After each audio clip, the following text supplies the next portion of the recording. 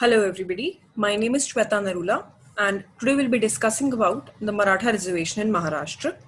So recently Supreme Court ने एक judgment pass की है where they have declared Maratha reservation in Maharashtra as unconstitutional. So we'll discuss the history, line of events and final decision of the Supreme Court of India. Let's start our video with the history about Marathas. So Marathas एक majorly agrarian community है, मतलब इनकी जो major source of income है वो agriculture रही है and इनको historically as warriors भी identify किया जाता है. इनकी महाराष्ट्र में बहुत ही politically dominating position पे है. मतलब इसको detail में discuss करें तो 12 out of 18 chief ministers of Maharashtra were from this community and about 60% of the total members of the legislative assembly of Maharashtra were from this community. तो after such a dominating position इन्होंने reservation आके demand क्यों की? Because of the continuous agricultural crisis जो इस community ने face किए हैं, जिसकी वजह से in the lower middle class and the middle class of Maratha community have faced financial instability, due to which they have demanded reservation in jobs and education in Maharashtra. अब series of events discuss कर लेते हैं. So the first major Maratha protest took place in 1997 जब ये demand रखी गई कि reservation of Maratha community in government jobs and educational institutions, and this protest was organized by Maratha Mahasangh and Maratha Seva Sangh. Then came June 25th, 2014, जब the then chief minister Mr. Prithviraj Chavan he proposed a bill जिसमें इन्होंने Maratha community को 16% reservation grant कर दी. Then on November 14th, 2014, Bombay High Court ने इस decision पे stay लगा दिया, इस decision को रद्द कर दिया.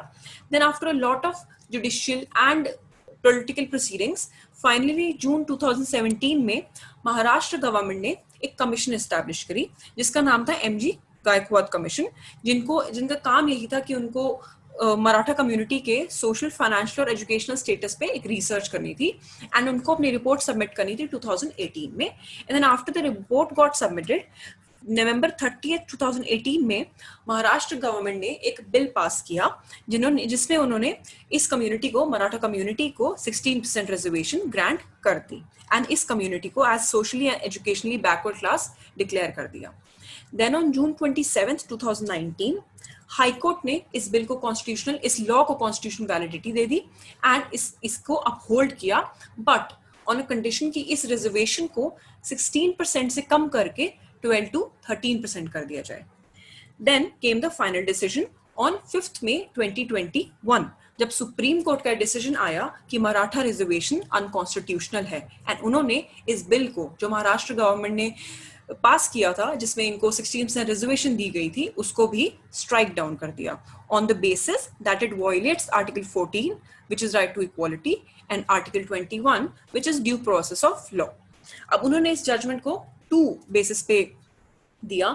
सबसे पहला रीजन समझने से पहले एक केस में डिस्कस करूंगी जिसका नाम है Indira Sawhney versus union of India.